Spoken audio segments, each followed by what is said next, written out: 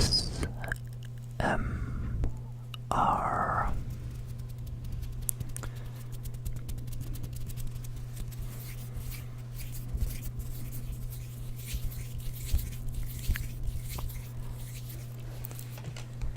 And today I'm going to read you a good night story from a book called Stories with a Moral. Well, I got this book in India. I was there 4 times, and yeah, there's just some very beautiful stories inside, and I thought I'm going to read 1 or 2 to you. So just sit back, relax, and enjoy.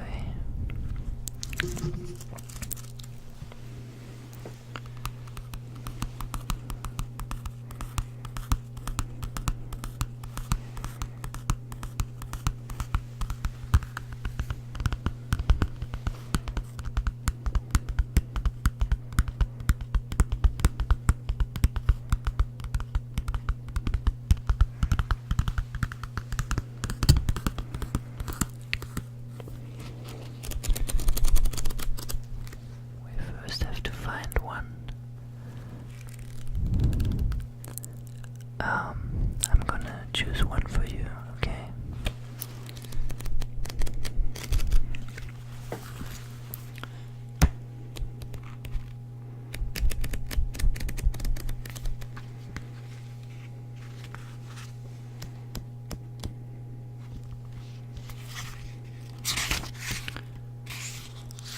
Okay, I found one about gambling.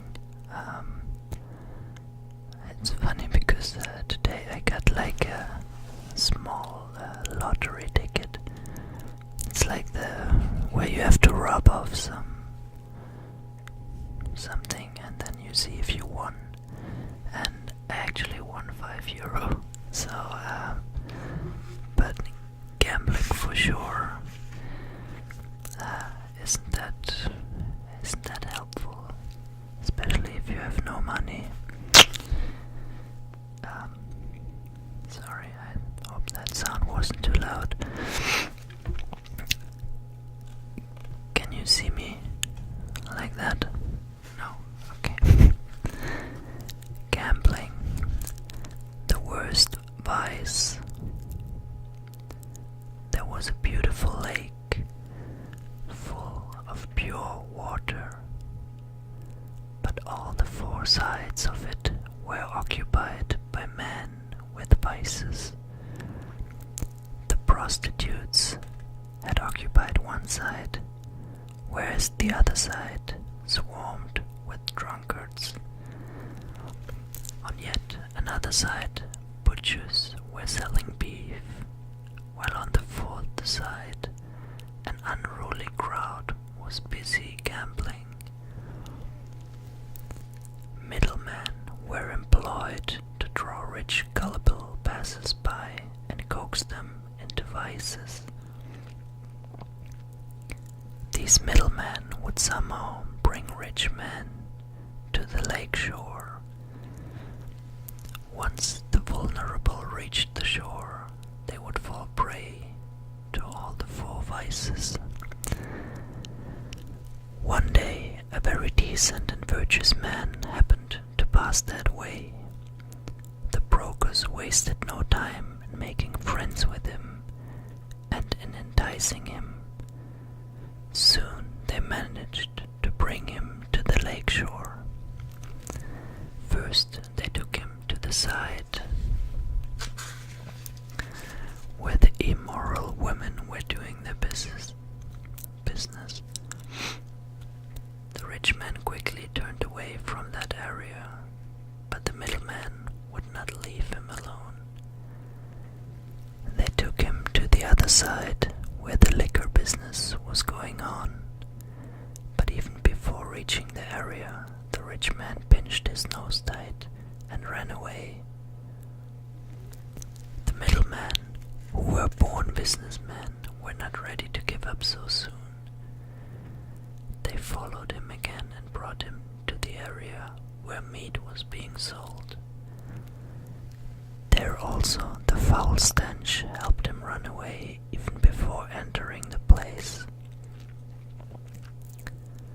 At last they brought him to the place of gambling.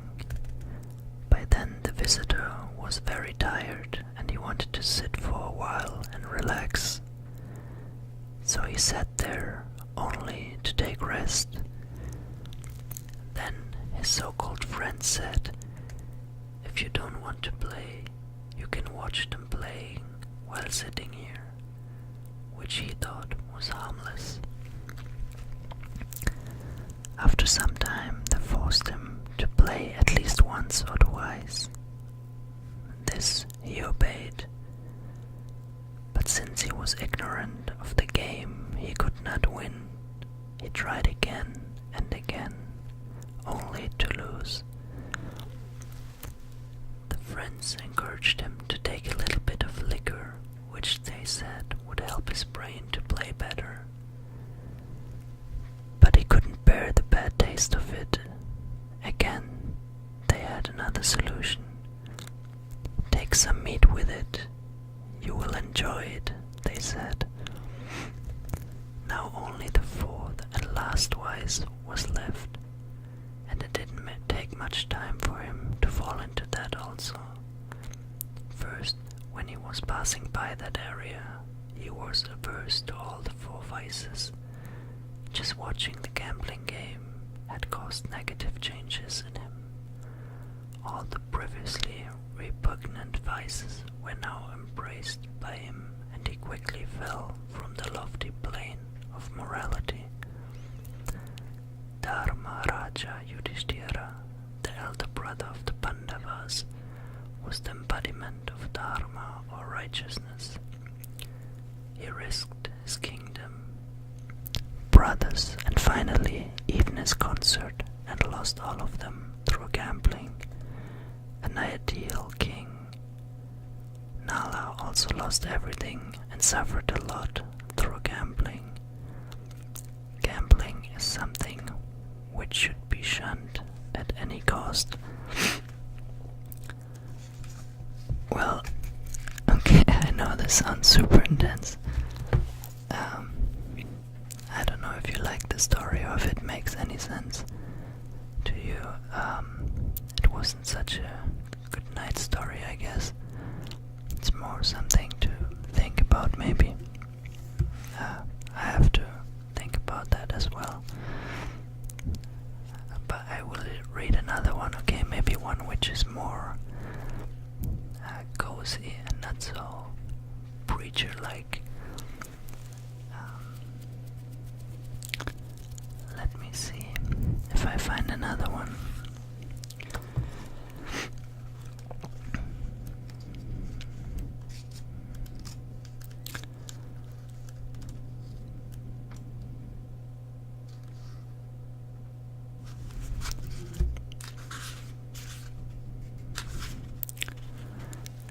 There's one which is called Saving the Snake. I never read it before. It looks very difficult. There's lots of Indian names in there. I can try to read it for you though, if you want. Yeah, okay. Saving the Snake. King Janamejayan's father, Parikshit, died due to a snake bite by a serpent named Takshaka. On hearing of this tragedy and wanting to take revenge, Janamejayan decided to conduct a yagna to annihilate all serpents. A yagna in India is like a sacrifice, like a fire ritual. He consulted his priests and started the yagna, fire sacrifice. When the snake community came to hear about this, they were in panic. They pleaded to the serpent named Astika, who was the nephew of the serpent Vasuki, to save their lives.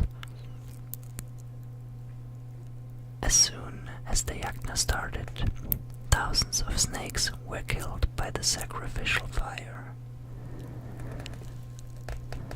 The remaining snakes fled for their lives. They were trying in vain to hide somewhere. The power of the mantra was so strong they could not hide. But the serpent who had killed Parikshit, Takshaka, took refuge in Devendra, the king of gods. The priest doing the yajna knew about this and chanted the mantra to bring down the serpent with its rescuer, Devendra, into the fire. Hearing about the plan of the priest, Devendra pushed Takshaka down. Even before the yajna had started, a rishi had indirectly predicted that it would be impossible to complete the yajna and get the desired result. A rishi is like a wise man, a seer, so to say. So as a precaution, no one was allowed into the yajna hall, but the mother of Astika, Jaratkaru, was pained to see the plight of the snakes, so she asked Astika to somehow get into the hall and make them stop the yajna. Sorry, so many difficult words. When Astika went to the hall, entry was restricted to him, but he wouldn't give up. He went outside the hall and started chanting the mantras loudly and clearly. He also started praising the king and the yajna. When the king heard the divine eulogy from such a small boy, he was moved. The king called the boy inside the hall and promised to fulfill his desire, whatever it was. At that very moment, Takshaka was falling from heaven, as Devendra had pushed him down. He was midway between heaven and earth. Astika saw this and with the power of his mantra stopped him in mid-air. Hence he did not fall into the fire. He asked the king to stop the yajna. The king had to keep his promise. The intellect, wisdom and skill of Astika saved the lives of many snakes. The king showered the priest with many gifts. Astika was invited to be the head priest for the Ashvamedha yajna that the king was planning to perform.